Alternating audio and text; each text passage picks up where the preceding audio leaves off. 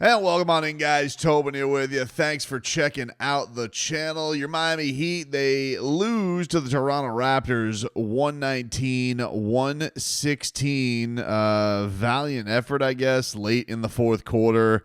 Miami got down a dozen. And, Terry started hitting some threes. I got a three from Haywood. Tyler made a three. He had so many sick-ass threes tonight, Tyler Herro. He had one fading into the bench. He had another one from half court in the first half. Unfortunately, Tyler Herro had a big scoring performance, and this is not an indictment on Tyler Herro, but do you think that the Heat took advantage of a big Tyler Herro offensive game? If you answered yes, you haven't been watching Heat basketball this season. But of course, they would blow that opportunity of Tyler Herro giving them a big scoring night. 31 points for Boy Wonder, 6 of 12 from downtown. Got to the free throw line 7 times tonight. Very aggressive from Tyler Herro, but it was not enough, alas. Look, we'll get a lot into the offense because it was so much, my turn, your turn. This was such a bad defensive game for Miami. They allowed Toronto to go on too many big-time runs, easy buckets at the rim. RJ Barrett was a friggin' monster today. 37 points from RJ Barrett. Listen to this efficiency. 15 of 20, 3 of 4 from downtown. He couldn't miss today. He was an absolute demon for them. Scotty Barnes, he always felt like he was pitching in with a clutch three to really swing the game. Davion Mitchell had a couple of big shots in this one off the bench for Toronto. So, he only finished with 7 points, but he was a plus 20. It felt like every time he had a big swing play.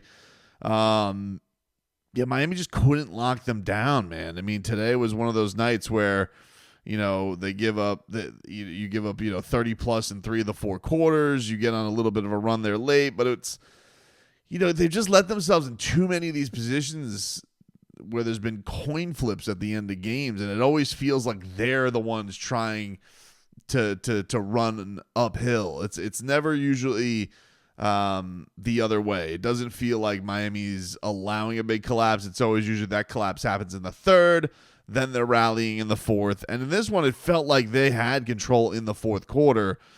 And then they bring in some second unit guys, particularly Kevin Love. Kevin Love had a rough night tonight, dude. A rough night for K-Love. His plus minus was indicative of it. He was a minus 17. He really didn't have anybody else to go to either. Kalel was hurt. Nico didn't travel with the team. I don't even know if Spo would have gone there. And you do have to wonder, I really do think that the Heat have to do something with Kevin where it's like they got to have the feel right away, whether or not it's going to be a good Kevin Love night or a rough Kevin Love night, because tonight just felt like a rough Kevin Love night. And I mean, Spo only played him 10 minutes because that's probably all he could afford, but hey, who was he going to go to? Thomas Bryant. So you had Bam having to play 40 minutes tonight in a loss, and it just feels wrong because, look, man, I am not down with, this Ozempic Draymond Green thing that Bam has fallen into. I appreciate that he is doing all of the little things for Miami. He had 20 rebounds. He had 7 assists. But he once again just continues to struggle with his shot. He finished with 13 points. I'll be honest with you guys, it was really 10. He had that end of 3 meaningless to put a little window dressing on it. So this was really a 10.4 of 12 performance from Bam Adebayo. On top of that, you got 3 of 12 from Duncan Robinson. He was no bueno today either. And then Jimmy really just had that. He had a great third quarter. But I don't know, man. I just don't know about the hierarchy of this team because they feel so sectioned. There's never really a flow of things that keep going throughout a game. Tyler Herro got off to the hot start. Then he had the moments there late. Terry is definitely getting this moment. Terry had some big time moments in there.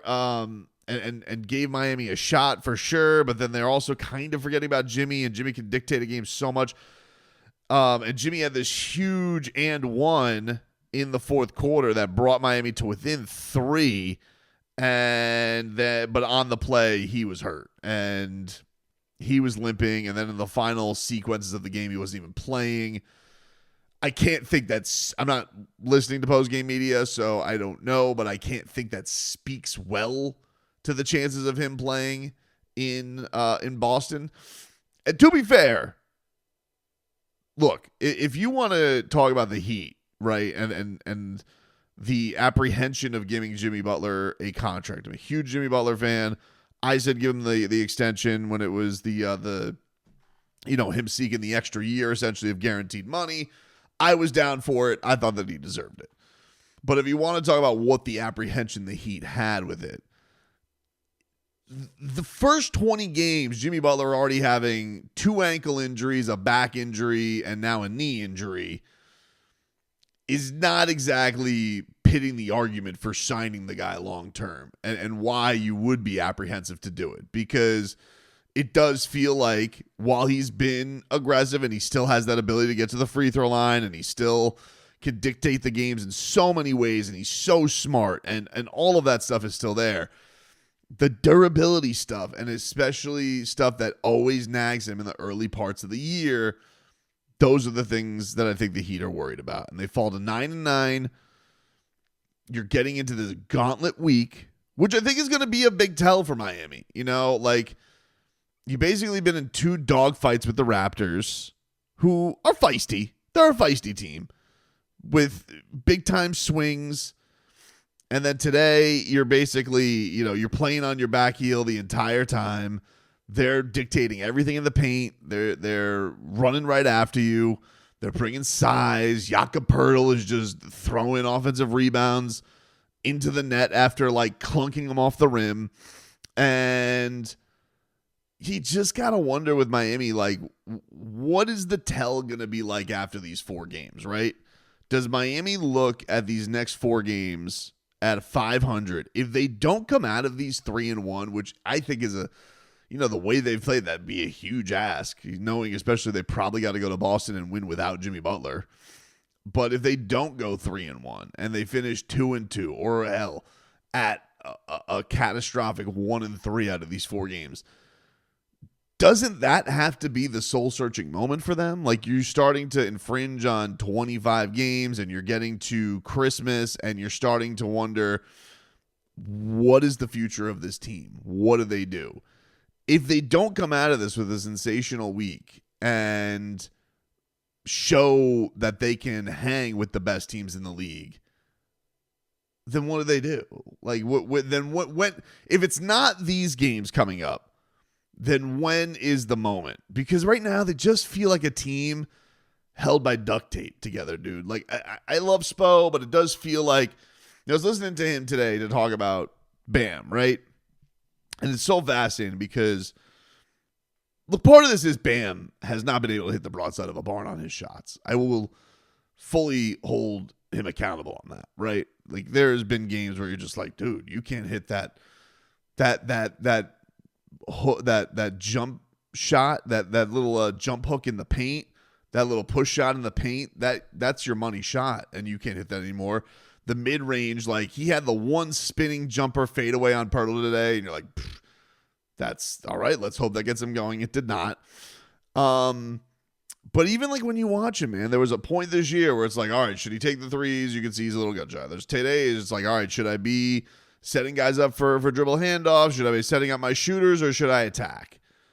And then there was really just one moment, it felt like at the start of the 4th quarter, where he's all right, I'm going to go into attack mode. And it didn't go fantastic for him. And, I was listening to Spo on the pregame today, and, and he said something to the effect of, I know that everybody gets judged on the final line of the box score, which is his favorite thing.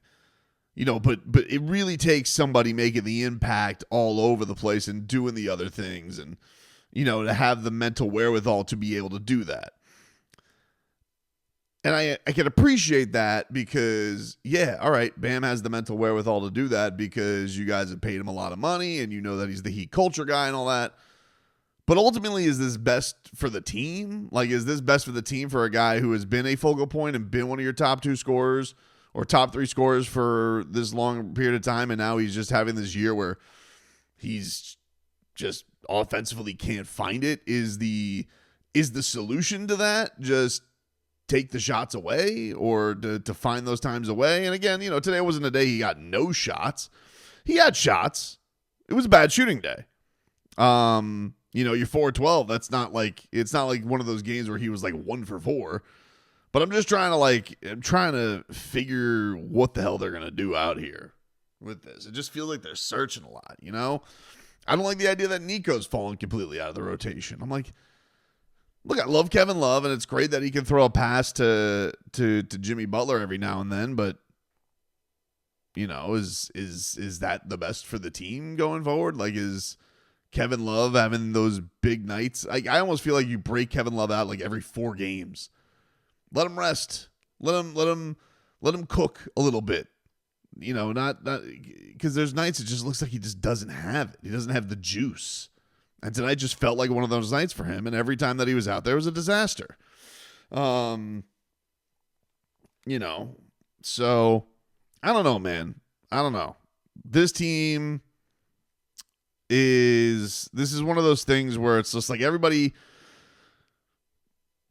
they just feel very much like this week is going to dictate where the flow of the season goes, right? And odds are, what they'll probably do, knowing this team is, they'll probably, if they don't have Jimmy, like, knowing this team, they'll probably win in Boston with no Jimmy. Jimmy will come back. They'll lose the first home game.